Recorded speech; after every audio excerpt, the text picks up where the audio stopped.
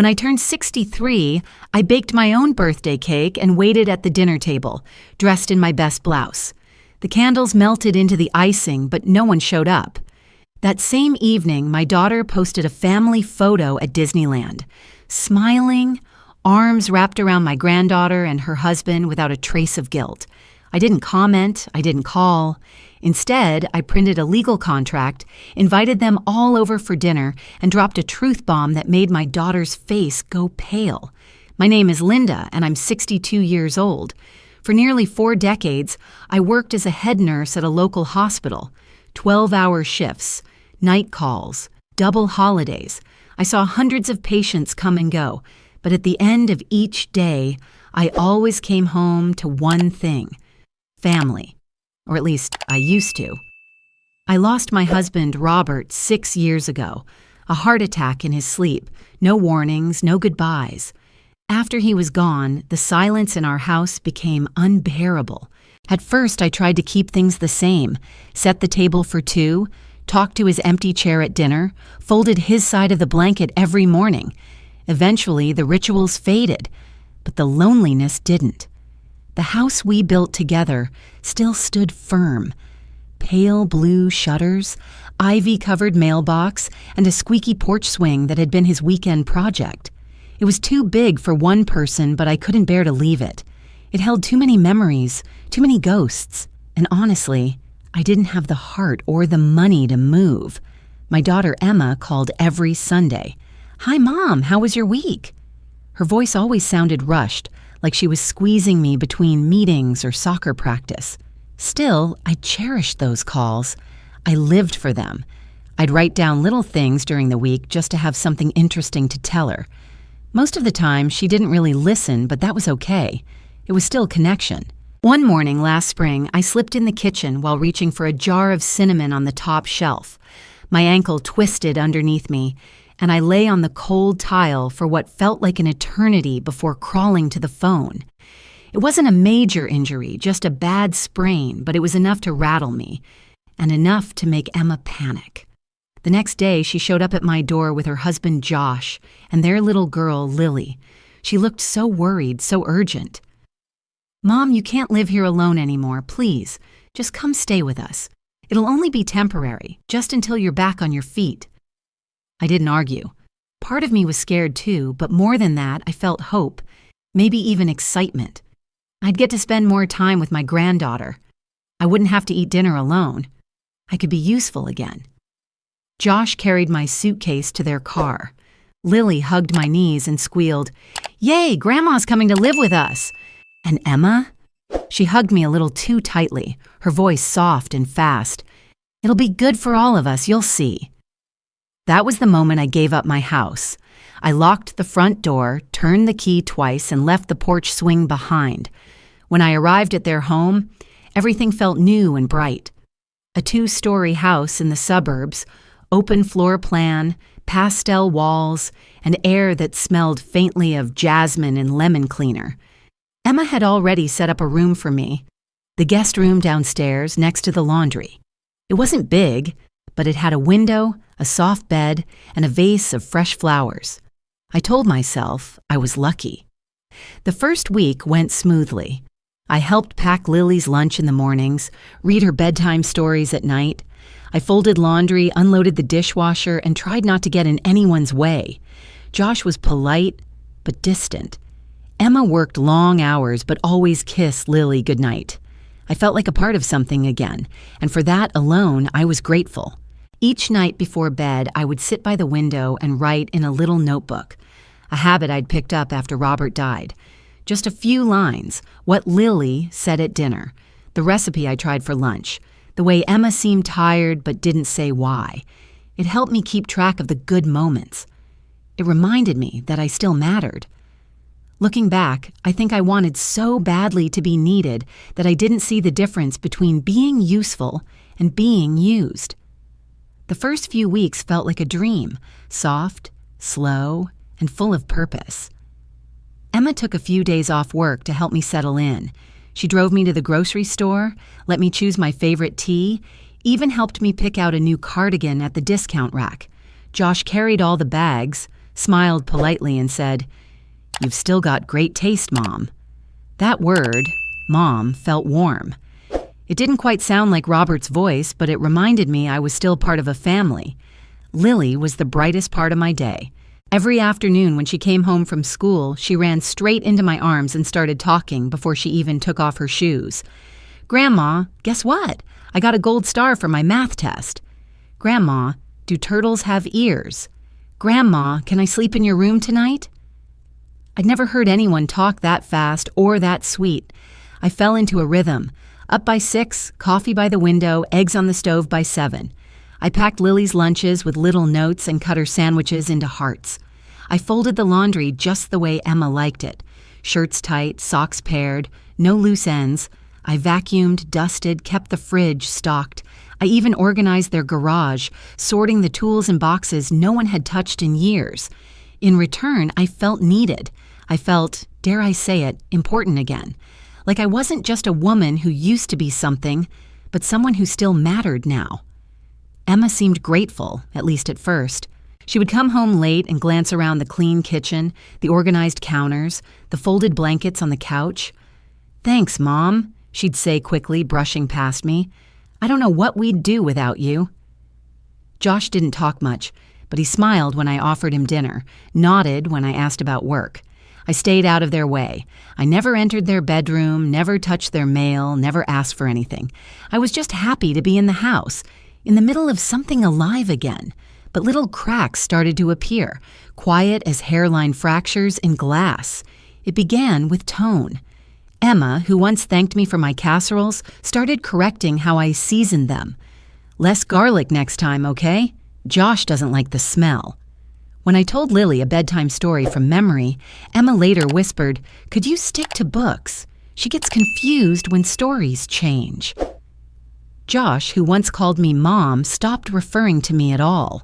At the dinner table, he spoke directly to Emma and Lily, never to me. If I entered a room while he was on the phone, his voice dropped, his back turned.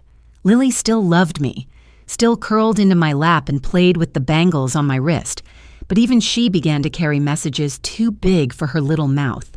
One afternoon, we were painting together on the porch, and she leaned in and said, "Grandma, Mommy says don't tell anyone you live here. It's our secret." I froze. My hand, still holding a brush, dropped blue paint across the table. "What do you mean, sweetie?" Lily shrugged. "She just said it's weird if people know." Weird. That word echoed in my head long after Lily ran off to wash her hands. I sat there, the sun warming my shoulders, the brush drying in my grip, and I felt a chill crawl across my skin. Weird to have your mother live with you? Weird to let the woman who raised you help you now? Or just weird to admit it out loud? That night, I stared at my reflection in the bathroom mirror and didn't recognize the woman looking back. My hair was thinner, my eyes heavier. But more than that, it was the silence around me that felt wrong. I was starting to disappear and no one even noticed. Still, I told myself it was a phase. They were busy. They didn't mean harm. Maybe I was just oversensitive. Maybe I just needed more time. But a voice deep inside whispered something else. "You're not being included. You're being erased." It's funny how exclusion doesn't always shout. Sometimes it whispers. Sometimes it looks like a smile that doesn't reach the eyes, or an invitation that never arrives. It began with a barbecue. Josh's birthday was coming up, and I noticed Emma scrolling through Pinterest recipes on her phone, whispering on calls, jotting lists on the notepad near the fridge. I offered to help. "Want me to bake the carrot cake he likes?" I asked one evening, hopeful. Emma smiled without looking up. "Oh, it's fine, Mom. It's just going to be a few close friends." I nodded. "Of course. Just let me know what I can do." The party was that Saturday. I spent the morning doing laundry, quietly folding towels while laughter floated in from the backyard. I peeked through the blinds, fairy lights strung across the fence, folding chairs in clusters, people with paper plates in their hands, sipping drinks. I saw Josh clink a beer with a coworker. Emma laughed at something someone said, tossed her head back like she was 16 again. I never got a plate, never got a hello. No one even noticed I was home. I stayed inside the entire day pretending I was too tired to come out. At sunset, when the music died and the backyard emptied, I heard Lily tiptoe into my room. "Grandma, I saved you a cupcake," she whispered, placing it on the nightstand. It was half smashed, the frosting sliding down one side. I took it in my hand and smiled. "Thank you, sweetheart. That means more than you know." The next week, I overheard Emma talking to a friend on the phone. "Yeah, the house is finally coming together. Josh and I are so lucky to have found a place like this. It's small, but it's ours." Ours. The word dug in deep, because the deed of this house still bore my name. Robert and I had bought it together 25 years ago, raised Emma under its roof. After he passed, I never changed the documents. I'd simply trusted. I pressed my hand to the wall, felt the faint groove in the paint where Lily once crashed her scooter. This house wasn't theirs. It wasn't small, and it certainly wasn't new. Later that evening, as I cleared the dinner plates, Emma casually said to Josh, "Mom's just staying with us for a little while, until she feels more comfortable." Josh nodded. Right. And then he glanced at me, like I was the elephant in the room. For the first time, I realized I was a guest in my own home. A few days later, they were discussing their budget at the table. Mortgage, car payments, school savings for Lily. I poured myself tea and sat down. Emma stopped talking mid-sentence. "Oh, sorry, Mom. We're just going over some numbers. It's boring stuff." I nodded again. That nod had become my armor. The worst came one Thursday night. I was walking back from the laundry room and past the kitchen, where the light was still on. I paused when I heard voices, Emma and Lily talking in hushed tones. "Remember what I told you," Emma said gently. "Don't mention to your friends that Grandma lives with us, okay?" "Why?" Lily asked. "It's just something we don't need to share. People don't need to know everything." I stepped back before they noticed me, my heart pounding like I'd been caught snooping. I returned to my room and sat on the edge of the bed for a long time. It wasn't what Emma said. It was how she said it. Soft, rehearsed, like she'd thought about it. I looked around the room, my things in neat little piles, a borrowed space with no photos, no keepsakes. I couldn't even find the smell of home anymore. I wasn't part of their story. I was the secret they kept in the basement guest room, the unspoken chapter, and the silence around me was no longer peaceful. It was heavy, full of everything I wasn't allowed to be. Birthdays used to be sacred in our family. Robert always made them special. Breakfast in bed, handwritten cards, his lopsided pancakes shaped like hearts. When Emma was little, she'd sneak into our bedroom holding crayon-colored cards and wildflowers she picked from the front yard. Even after he passed, I kept the tradition alive, if only for myself. So when my 63rd birthday came around, I decided to celebrate the way I knew best, by creating joy with my hands. I started the day early. Before the sun rose, I was in the kitchen, kneading dough, letting the scent of cinnamon and brown sugar fill the air. I made my signature carrot cake, Robert's favorite, and supposedly Josh's too. I arranged tulips from the market in a vase, set the table with the blue and white china Emma liked, and ironed a pale yellow tablecloth. It wasn't much, but it was mine. All day I moved with a hopeful energy. I washed the windows, fluffed the couch pillows, placed folded napkins beside each plate. Lily had given me a drawing that morning. Stick figures holding balloons and a heart that read, "Happy B-Day, Grandma." I taped it to the fridge like a child would. It meant more than any store-bought gift. At noon, I texted Emma. "Dinner at 6? Can't wait to see you all." No reply. By 4, I had lit the candles on the dining table. I slipped into a soft lavender blouse and curled my hair slightly, something I hadn't done in months. I looked at myself in the mirror and smiled. At 5, I checked my phone again. Still nothing. By 6, the roast was warming in the oven, the cake was chilled, and my heart was beginning to sink. But I kept busy, refolding napkins, adjusting chairs, refreshing the tulips. At 6:17 p.m., my phone buzzed, a message from Emma. "Hey, Mom, I'm so sorry. Josh got called into a shift last minute. Can we celebrate this weekend instead? Love you." My hand trembled slightly as I held the phone. Celebrate this weekend. No call, no explanation, just a text. No Lily, no Josh, no Emma, no one at the table I'd set so carefully. I stared at the flickering candles, their flames small and stubborn against the growing weight in my chest. For a while, I just sat there, hands folded in my lap, listening to the clock tick. The roast grew cold. The flowers began to droop. And then, like a reflex, I reached for my phone and opened Instagram. The first post was from Emma, a family selfie. Josh in Mickey Mouse ears, Lily holding a balloon, Emma grinning wide in a sun hat. Magical day at Disneyland with my two loves. I blinked, scrolled again. There they were on Main Street with churros, laughing on a ride. Emma's caption, "Lily's first time on Space Mountain." They hadn't forgotten my birthday. They had chosen to spend it somewhere else, together without me. My breath caught in my throat. I wasn't angry, not yet. I wasn't sad, not in the way you cry.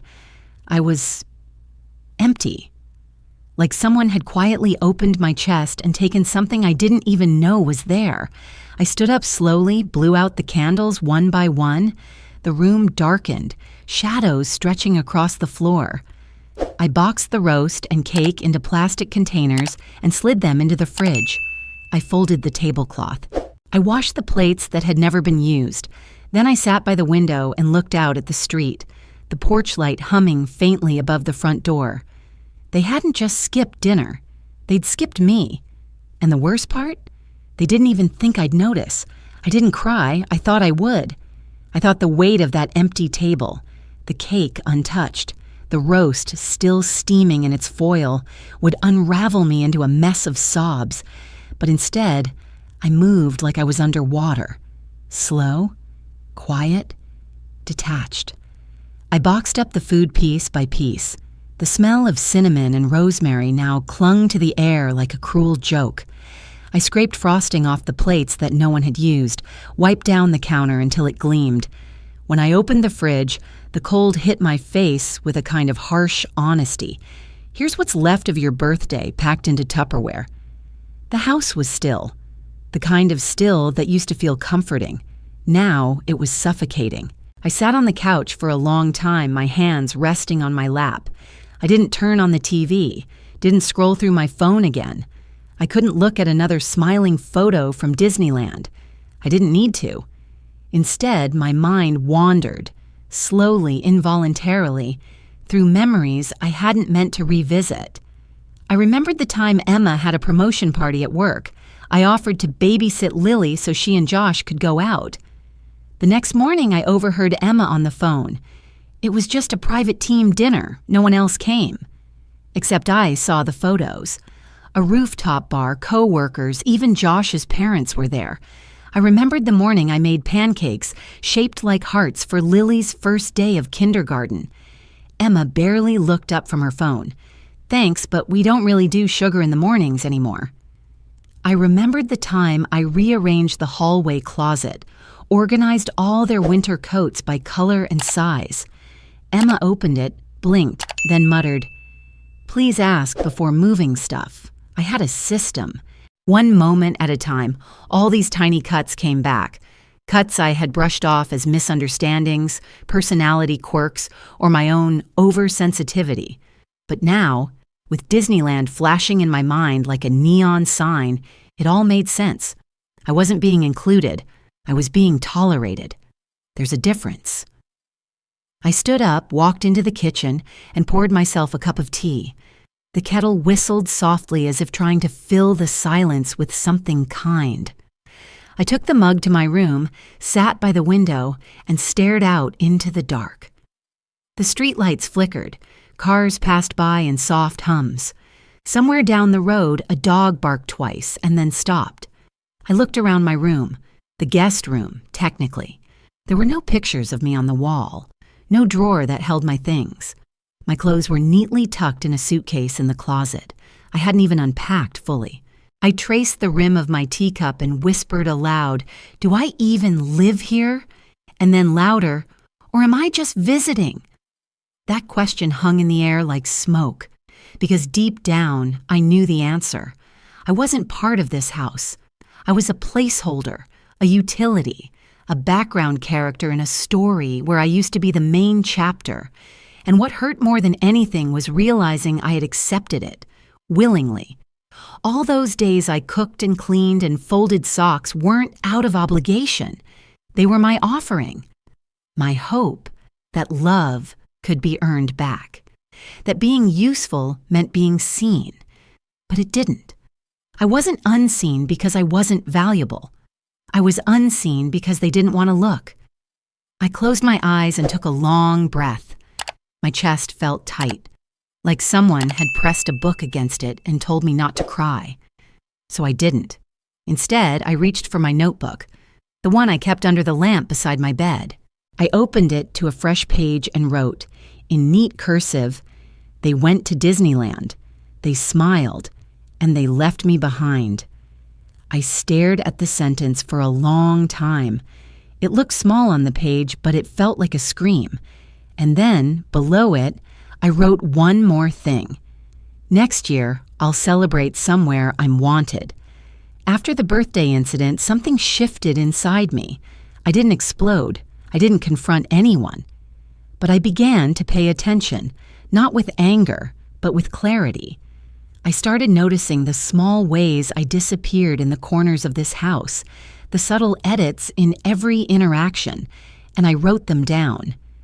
At first, it felt petty, petulant, but the more I documented, the more I realized these weren't isolated moments. They were a pattern. June 5th, Emma corrected me when I called it our house. Said, "Mom, we worked hard to get this place." June 10th, Josh introduced Emma to a neighbor as the homeowner. June 13th, I offered to pay for groceries, Emma said. "Don't worry, we've got it. This is our responsibility." Each note was a thread, and slowly I began pulling them.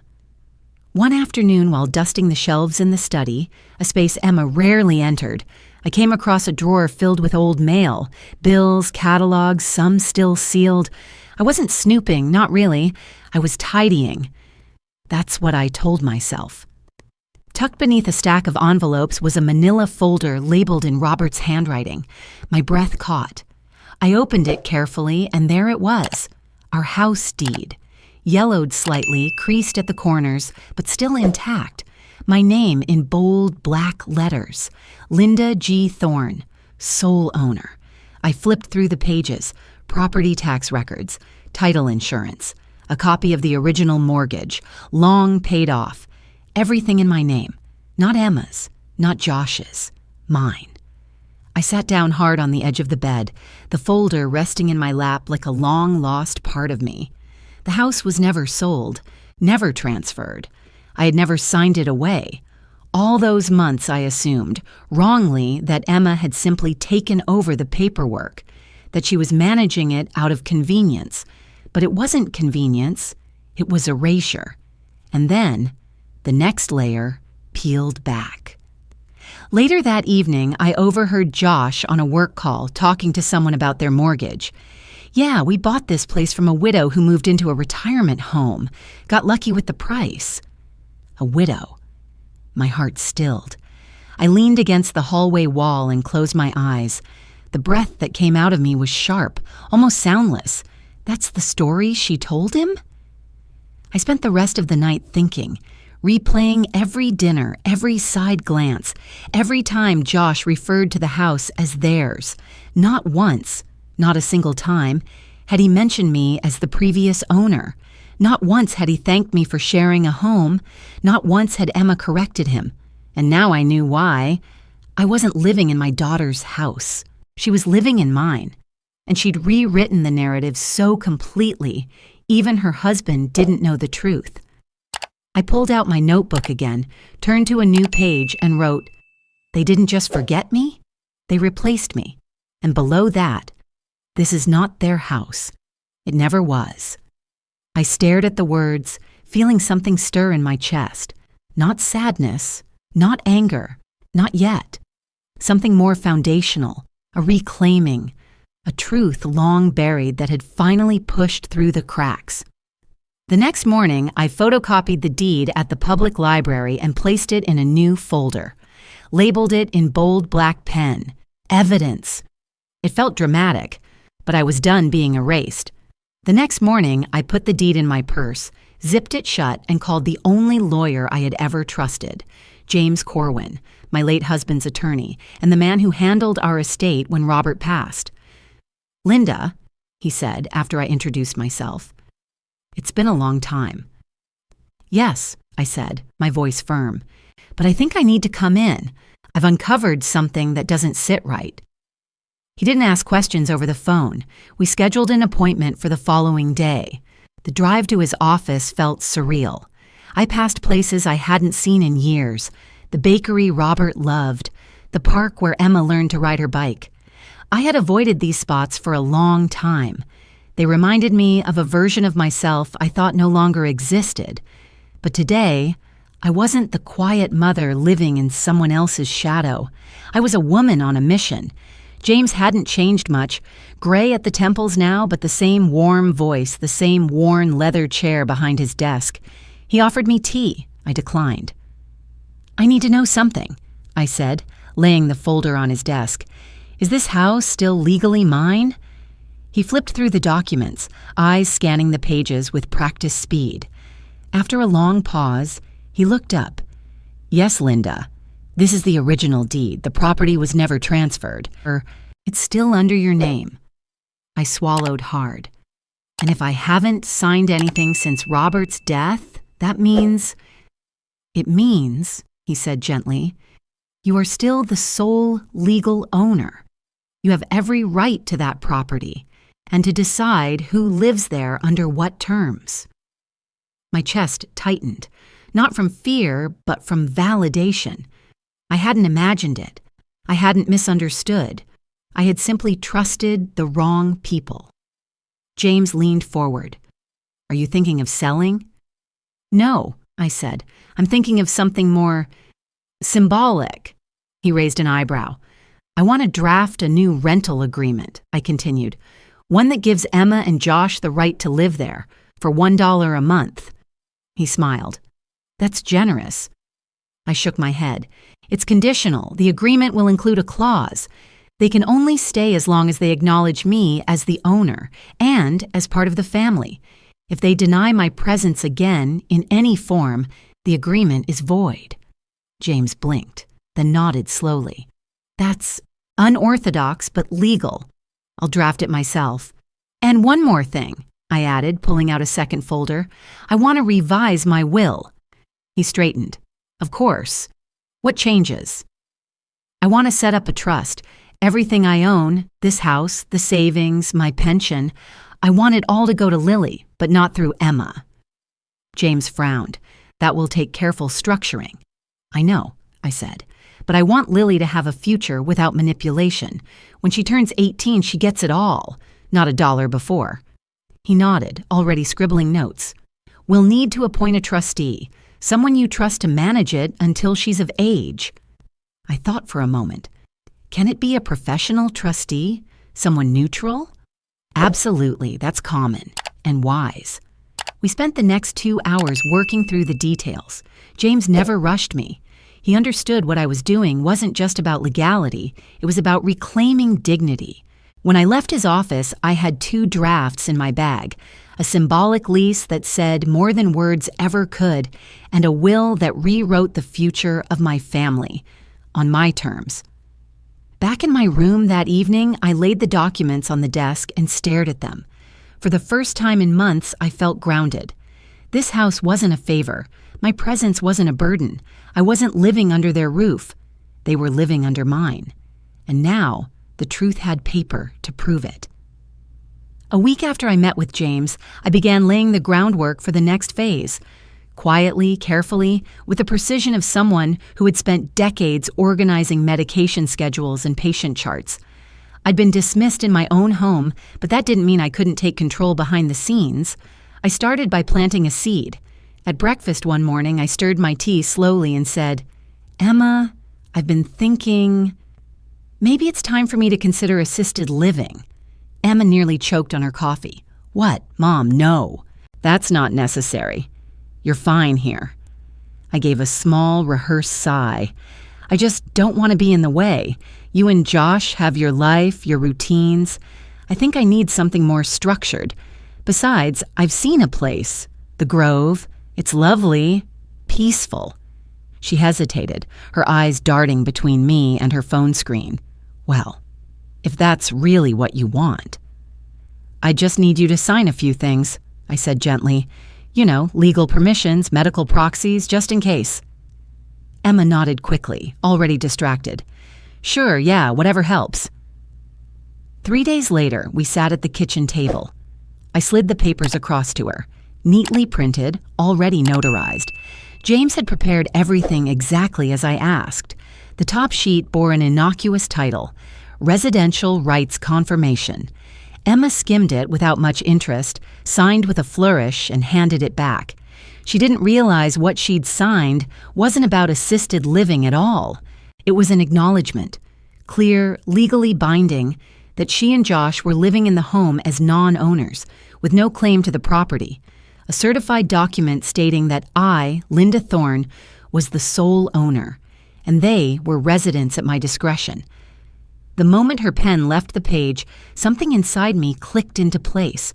For months I had felt invisible, unwelcome, diminished, but now I had proof. Not just in documents, but in her indifference. She hadn't even cared enough to read the truth. I made a copy of the signed form and stored it in the same folder as the deed, and then I made the next move. Josh had always been polite, cordial, careful, but he didn't really know me, or, more importantly, he didn't know the house he lived in. So I invited him out for coffee. He seemed surprised by the request, but agreed. We met at a quiet cafe 2 blocks from the library. I ordered chamomile. He ordered a cold brew. We sat near the window, sunlight dancing off the tabletop between us. "I wanted to talk to you about something," I began, keeping my tone soft, steady. "About the house." He blinked. "Okay." "I imagine Emma told you the story, that she bought it from some elderly woman who moved into a retirement facility?" He nodded slowly. "Yeah, she said you came to stay with us after." I leaned forward, placing a copy of the deed on the table. "That story isn't true." He stared at the document, his brow furrowing. "This house was never sold. I've lived here since Emma was 10. It belonged to me and my husband. After he passed, I kept it in my name. I never transferred the title. Legally, this home is mine. It always has been." He didn't speak right away. He picked up the paper, read the header, flipped to the second page, scanned the signature line. When he finally looked up, his expression had changed. "She told me," he started, then stopped. "She never mentioned—" "I know," I said gently. "That's why I'm telling you." He leaned back, exhaled sharply. "So this was never her place to offer." "No," I said, "and I never intended to make a scene, but I needed you to know the truth." He ran a hand through his hair, suddenly older, heavier. "I didn't sign up for lies." "No," I said again. "But now you're part of one." He didn't answer, but he didn't walk away either. Back at home, I sat on my bed and pulled out my notebook. Under the last entry, I wrote, "She signed without looking. He listened without denying. Now the foundation is ready." And for the first time in months, I slept through the night. I sent the invitations on a Wednesday. Nothing fancy, just simple handwritten cards tucked into envelopes, mailed with care. "Join me for dinner this Sunday at the house. One last gathering before a new chapter begins." I didn't explain further. They came anyway. Aunts, uncles, cousins, Old neighbors who used to come by for Robert's barbecue ribs, faces from a life that once felt distant, now summoned back with a few deliberate strokes of a pen. Emma was caught off guard when she walked into the kitchen that Sunday afternoon and saw me preparing roast chicken, setting the table with our best china. She looked around at the filled chairs, the coat pile by the door, the extra wine glasses. "What's going on?" she asked, confused but trying to stay polite. "I wanted one last meal with everyone before I said softly, adjusting a spoon. "Go where?" "We'll talk about that," I replied, then turned to greet my cousin Lorraine. Josh arrived soon after, holding Lily's hand. His eyes darted between me and Emma, as if waiting for something to crack open. By 6 o'clock, the table was full. Candlelight flickered, dishes passed hands, laughter hummed under the clink of forks and glasses. For a brief moment, it almost felt like the holidays again, until it didn't. I stood up just before dessert. The room quieted instinctively, every eye turning toward me. "Thank you all for coming tonight," I began, my voice even but steady. "It means more than you know."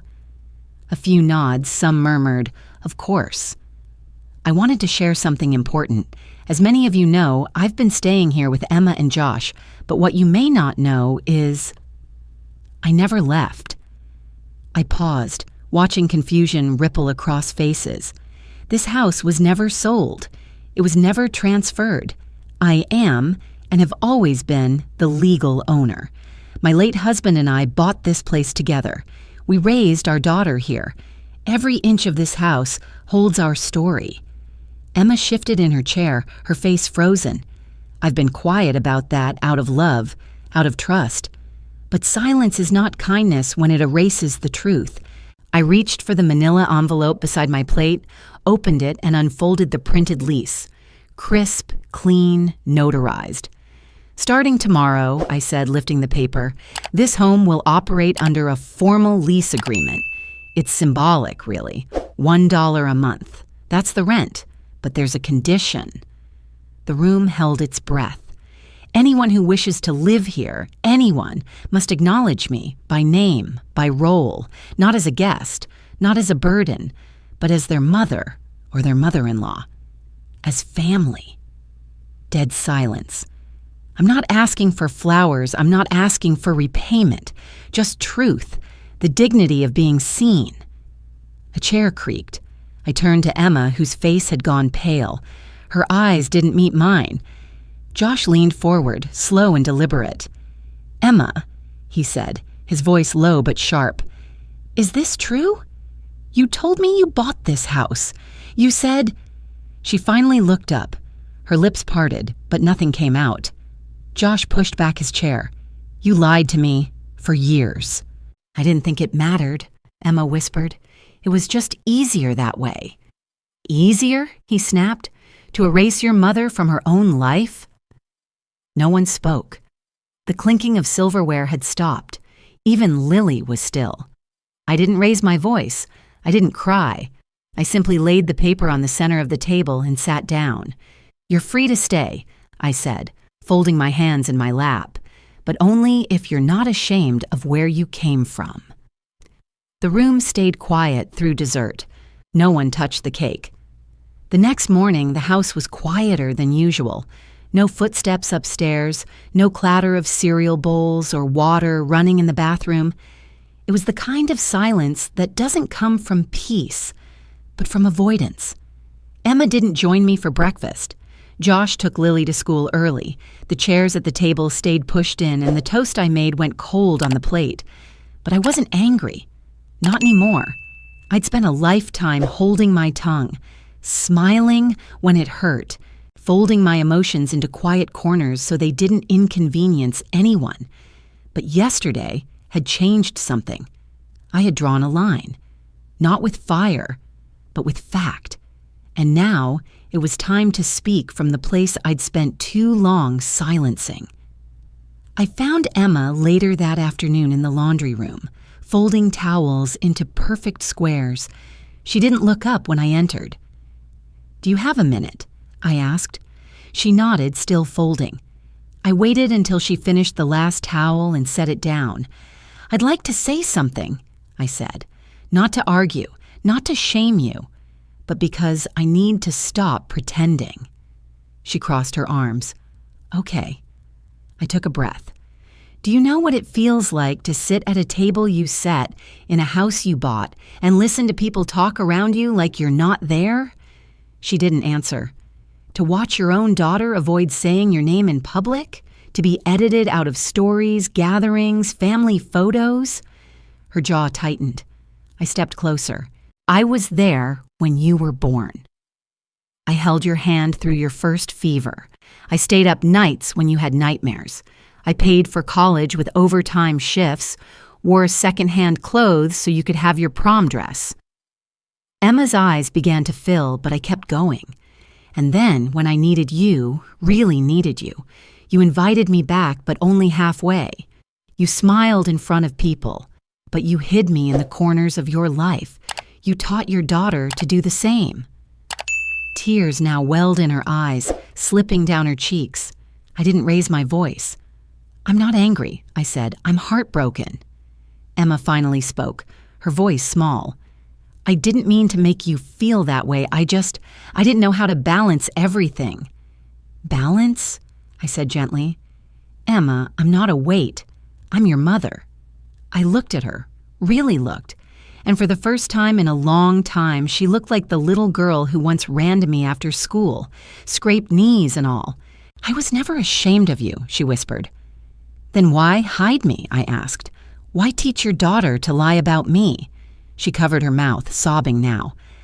"I thought it would make us look more independent, more successful, like we'd done it all on our own."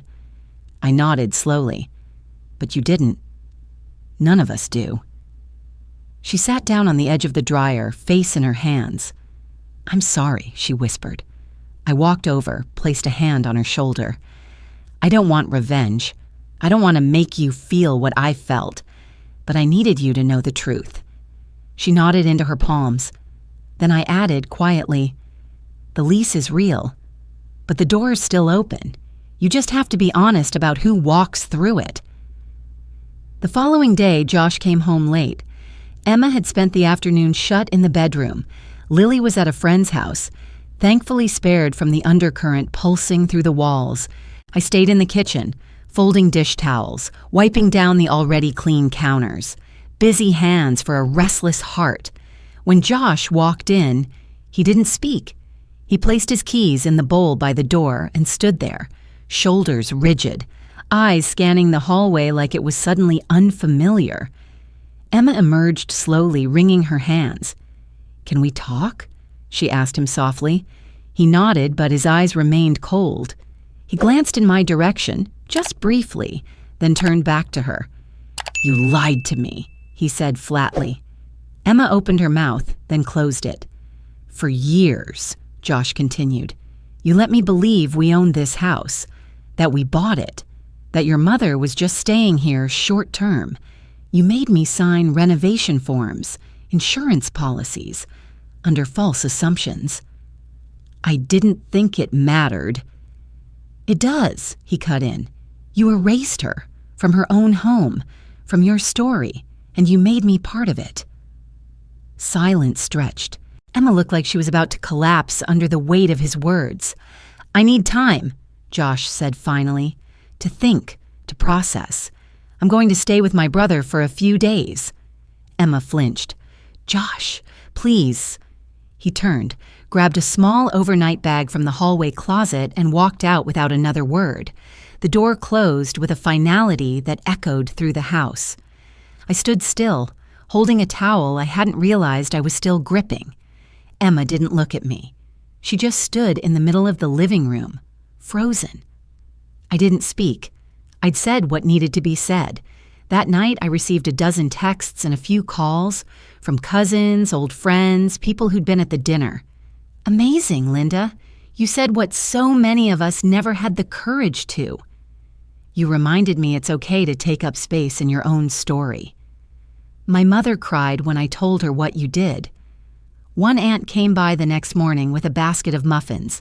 She hugged me tight. "I wish I had done what you did," she whispered. It was strange, being called brave for simply refusing to be forgotten.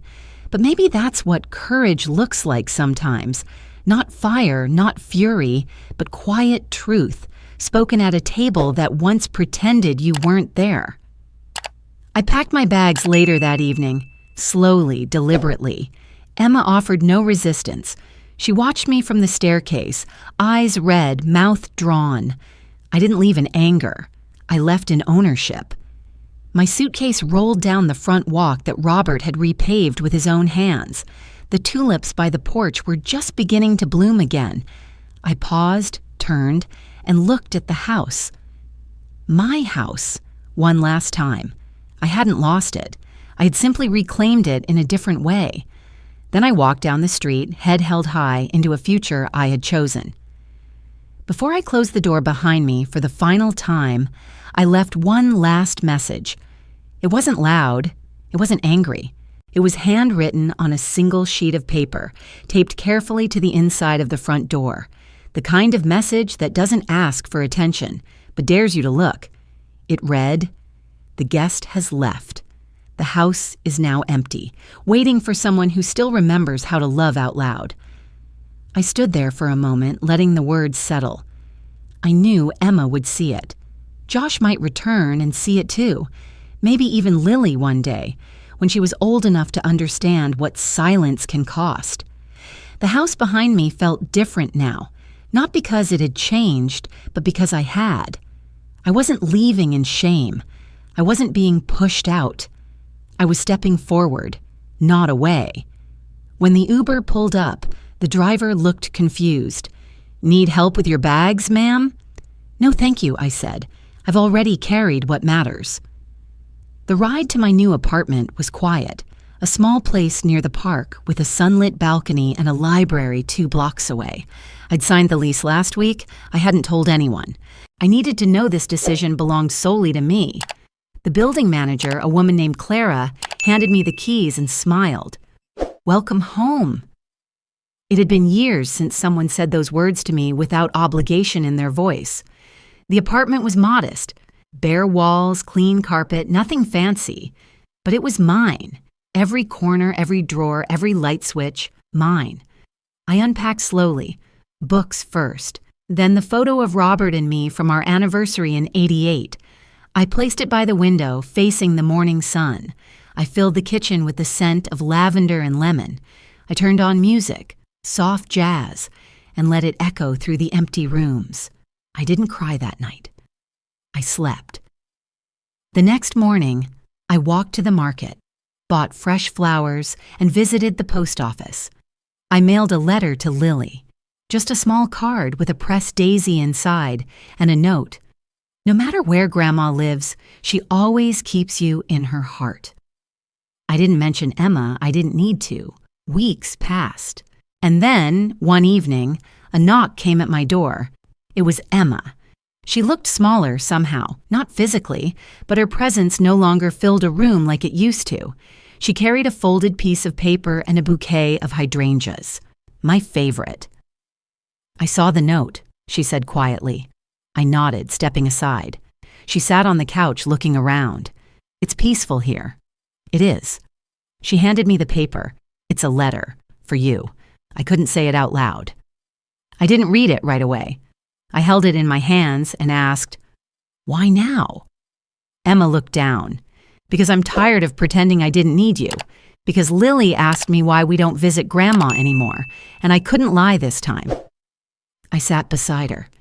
"Emma," I said gently, "being a mother doesn't end when the child becomes an adult, but it also doesn't mean being invisible."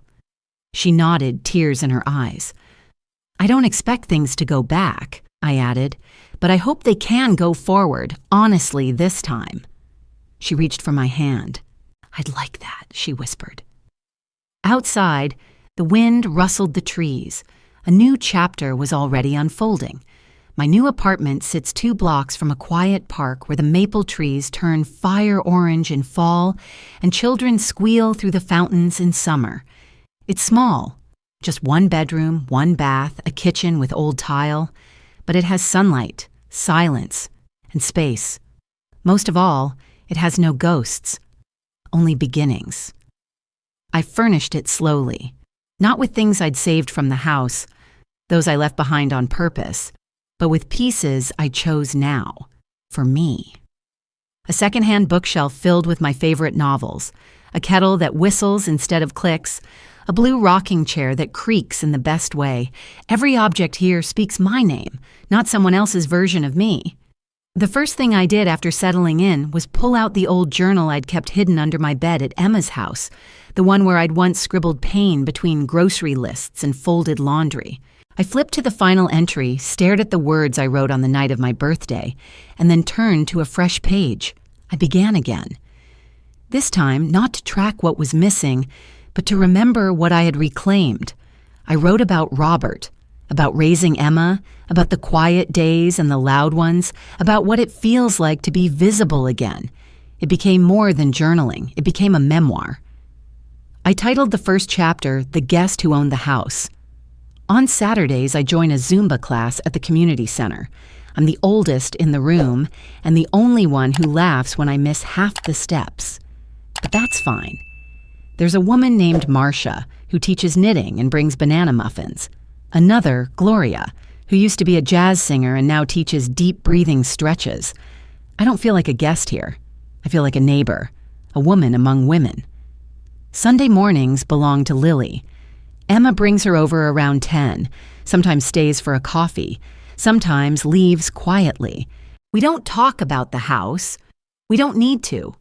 Our relationship is no longer shaped by shared walls, but by shared effort. Lily rushes in with her backpack bouncing, arms open wide. "Grandma!" she shouts like it's the most exciting word in the world. I make pancakes now with extra syrup and no guilt.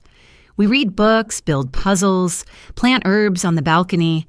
Last week, she asked if I'd teach her how to type so she could write stories too. I smiled and gave her a notebook. Some afternoons, we walk to the park. She tells me about school, about her favorite teacher, about a boy named Dylan who doesn't know how to sit still. She asks questions about everything, birds, clouds, why leaves fall. I answer what I can, and when I don't know, we make up the rest. Once, she looked up at me and said, "Mom says I'm just like you." I didn't know what to say, so I just squeezed her hand and hoped it was true. Emma texts me more often now.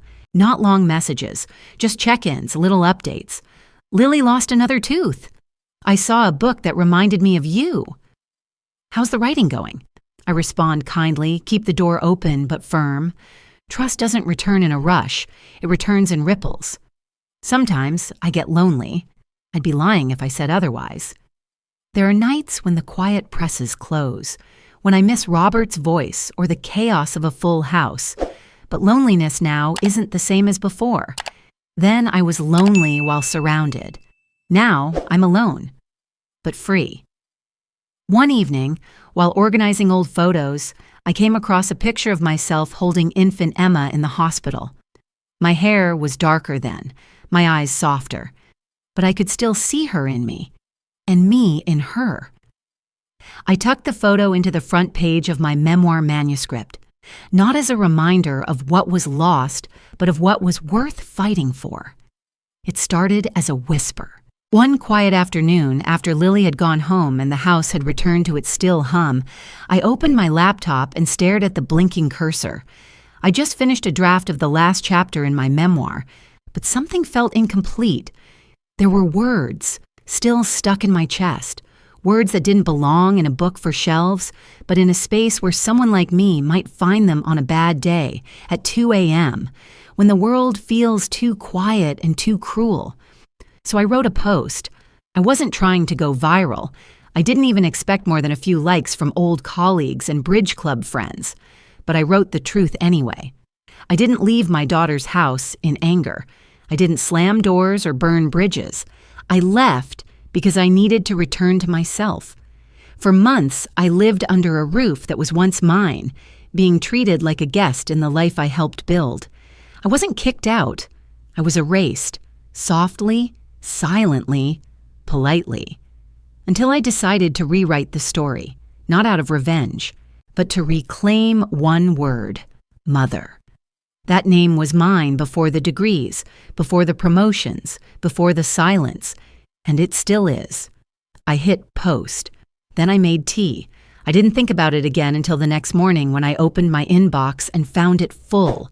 Hundreds of comments, thousands of shares, women from every corner of the country, some older, some younger, some mothers, some daughters, had flooded the post with their own stories.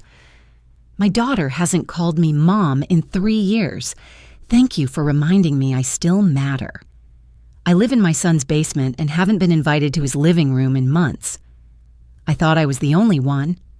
One message read, "You didn't just reclaim your name. You gave it back to the rest of us." Someone had screenshotted the post and shared it to a popular parenting forum. Then another user cross-posted it to a group called Forgotten Matriarchs. The reach spread like wildfire, but gently, through resonance, not scandal. A week later, I was invited to join a Zoom panel about aging parents and emotional boundaries. I declined. I didn't want to be anyone's spokesperson. I just wanted to speak what was true, for me. But I said yes to the second invitation, a community storytelling event at the library down the street. The theme was the words we had to say. I read my post aloud to a room of 20 women. Half of them cried. One stood up and said, "You helped me write a letter to my daughter. We're meeting for lunch tomorrow." I started hosting Sunday writing circles at my apartment. We sip tea, pass notebooks, and share stories we were told to keep quiet. There's laughter. There are long pauses. There's healing. And there's Lily. Every weekend, she bounds into my apartment with a new drawing, a new idea, or a new question. She once asked, "Grandma, are you famous now?" I laughed. Only to the people who needed to hear me. The last time she visited, we sat on the balcony and watched the sunset stain the sky in gold and orange. She leaned against my shoulder, quiet for a moment, then said, "I'm glad you live here. It feels cozy." I smiled and kissed her head. "You know," I said, "I don't live with your mommy anymore." "I know," she said, "but I still live with something just as important." She turned to me, curious. "What's that?" I looked at her, my heart full, and said, "Love." And that, I think, is the ending I was always meant to write.